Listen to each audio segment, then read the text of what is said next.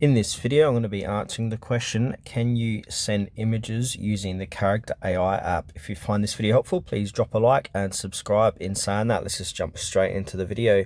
All right, so what I'm going to do is head over to Character AI. And now in this demonstration, I'm just going to pick a character here that I've done a tutorial on in the past. So I'm going to be speaking to Lily.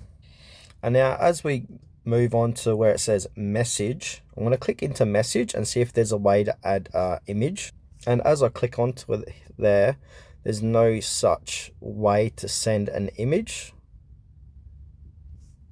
It looks like they've removed the option to send images inside a Character AI at this point in time.